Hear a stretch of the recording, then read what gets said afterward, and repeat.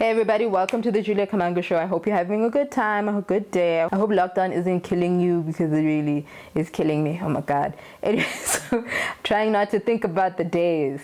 I'm really trying not to. But yeah. I just found out I'm spending my birthday in lockdown, which is not a bad thing. Yeah.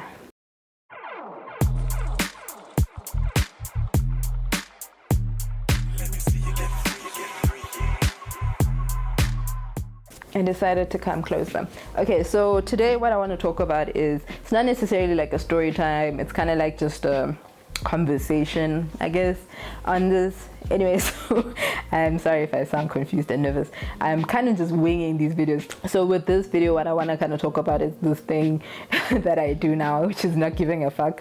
Yeah, hey, it's been nice. I think with age, it kind of has been happening a lot more. And I think with being what I hope is an activist in life, and also, I don't know, just going through the motions, I think that I've been able to get to a point where I just don't care anymore about like what people think. I think with me, in my past, if you watch my bisexual coming out that thing, I kind of spoke about the fact that I was thinking about a lot of other people when it came to my sexuality other than myself. And I think that was a lot of my life. I really cared about what other people thought about me way too much, in a way that was so unhealthy. Literally, you see, the thing I always do now where I'm like, hey guys, what do you think I should do, A or B? That kind of is like remnants of how I used to need people to approve of what I was doing before I could do it. But it was even on a larger scale when I was younger. I used to really need people to say what I was doing was proper, or else I didn't feel accomplished, which is why I'm competitive, and which is why I'm trying to grow out of that too, because this is no longer who I want to be.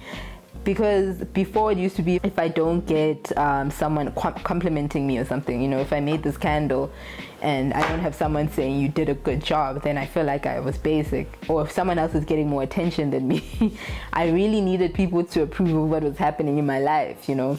And not even necessarily always in a bratty way. Sometimes it was just for like a deep need for like someone to tell me that I'm doing okay in life. And that's why I was very quiet about things that bothered me in life. Like if people were disrespectful towards me, I didn't say anything because I was like, obviously I'm the problem. And these things don't just disappear. Like I still, as I said, have these issues where like sometimes I'm still kind of seeking approval, and then I have to catch myself and be like, babes, it's not about these people. You're 25 this year. You don't need niggas telling you that you're great, which is true. And it got harder when I went to varsity, and like all of a sudden people knew about film in a way that I didn't know about film. Like I wanted to do film because I wanted to create stories, but people were like deeply thinking about film, and I was just like, what is a hegemony?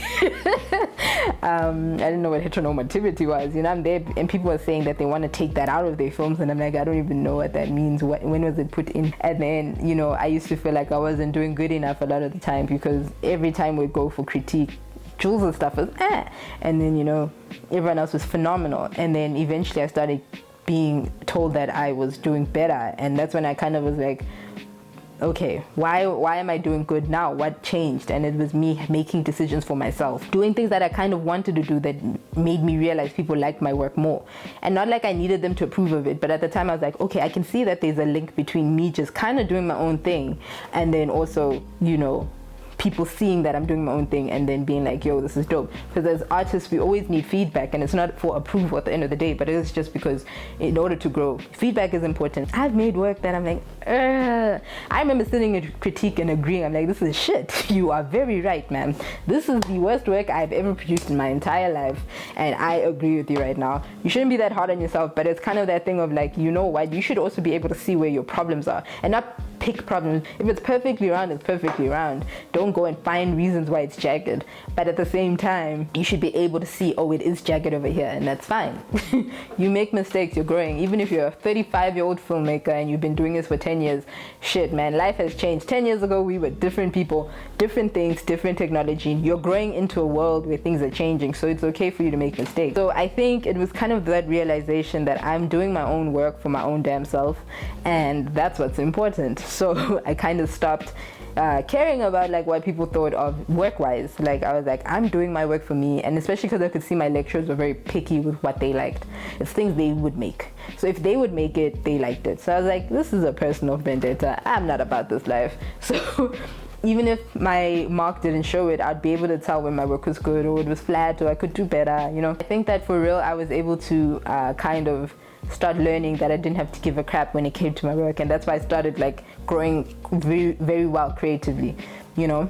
And then I had to try seep that same, you know, lifestyle into my everyday, which is hard because, you know, the art of not giving a fuck, should I say, is understanding that sometimes people you love are going to say things to you and you need to learn to remove yourself from it when it's their own thing. Because at the end of the day, like, people are not going to always like what you do, especially when you're starting to take care of yourself, especially people who you love and have known for a long time and see you're different. I can see that there are people in my life that are dwindling away and I'm okay with this. I'm like, what do you want me to do, cry?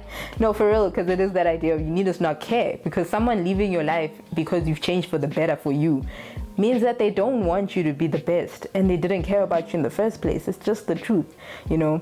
Like, as much as changing and growing and not giving a fuck may anger your parents, for example, they'll eventually adapt. I think, like, for example, my dad has adapted pretty well to me being a very different person from who I was when I was younger. Now I question things, and yes, I talk back because what you're saying doesn't make sense. I can say we're adults having a conversation. What you're saying doesn't make sense. You're trying to dictate how my life should be, for example, you know, because our parents fall into that trap because they still think we're their babies, and you need to be like, no, I'm an adult, let's talk, what's up? Like, my one practice was when I used to go out with my friends.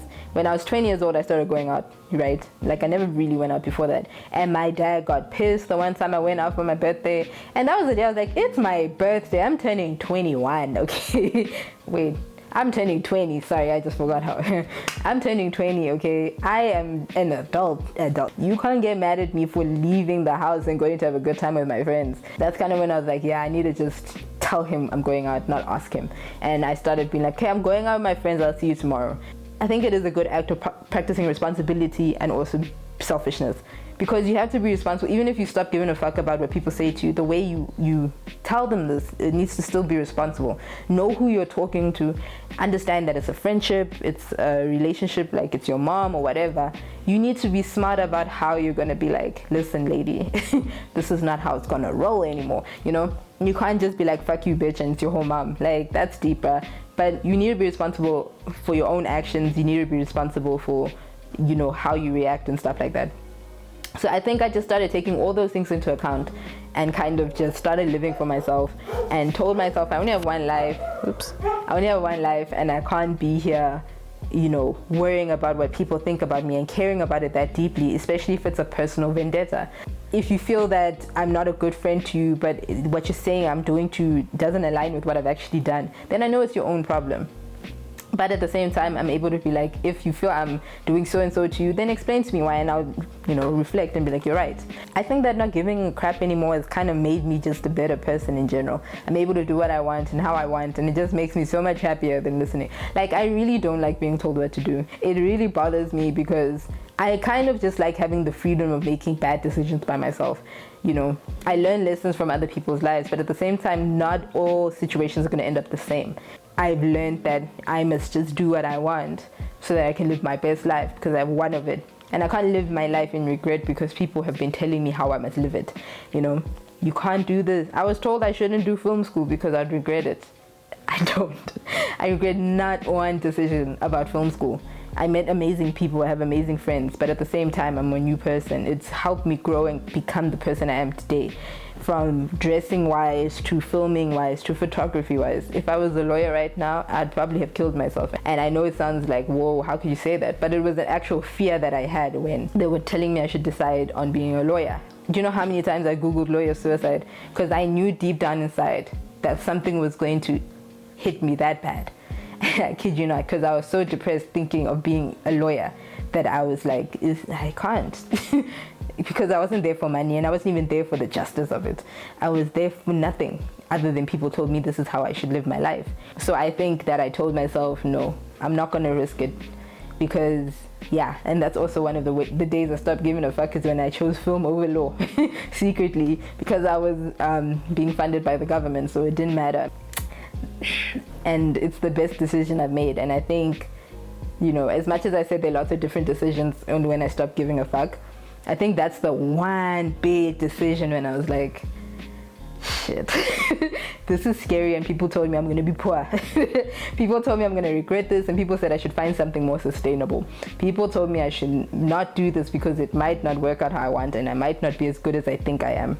And I wasn't at the time. I knew nothing. I knew not even how to switch on a camera properly and focus, okay? So I didn't know anything about transitions. I didn't know those words. I knew nothing about film. And I went in there, blank page, and created amazing work. Because I just was like, it's about me. I don't care anymore. And it was a hard decision, because it's like you're telling people you love that I'm not going to listen to you. You don't know what you're talking about. And that was the best thing I could have done for myself, because today I would not be here, independent, able to move out once this bloody lockdown is done. Friends that I have, traveling how I want to. I wouldn't have visited somewhere as small as Cape Town and PE. It's not a small thing, yes, but you know, I know it's in South Africa, but I wouldn't have gone to these places. I wouldn't have been able to go to Malawi with my eyes open. I am able to see I deserve better in relationships, because my first relationship wasn't a good one. And that's fine. Now I need to like not give a fuck and get something that I deserve. I'm able to post my bae on Twitter and don't care, because you know what? Why must I listen to people saying you must never make it public? It's not public. I'm showing you a picture. We're cute, bruh. Like, I don't care. And people say mean things to me. This one guy was racist to me on Twitter, and I'm like, but you're going to hell and I'm not, so it's fine. You know, like small things like this, like it really makes it easier to navigate. And it's not completely easy. I keep saying this and I can't stress this. It comes back and forth, like the need for approval and the giving a fuck, and you know, be responsible, of course, and remember that it's a growing curve, because one day you actually just won't care.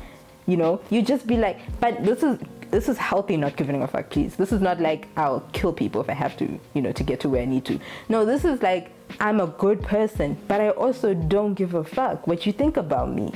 Because I know I'm such a good person that what you're saying is probably a lie or misinterpreted. That is how confident I am now in how I am as a person, because I've chosen a life where I'm going to be very responsible about particular things. You can try me. I will fight you. I think that not giving a fuck has just made me Juliet Kamanga. I am the Juliet Kamanga, because I have figured out myself. And I know I'm only going to get better. Yeah, and eventually I'll get there with different things I'm struggling with in life. But at this point, I don't know, man. The 5 people that are going to watch this, I hope you had a good time. I'll make more vlogs soon. I'll see what I can scavenge from. Scavenge? Is that in English? Salvage. I'll see what I can find and make clips, put them together and make a vlog. I'm so sorry. Okay guys, be beautiful.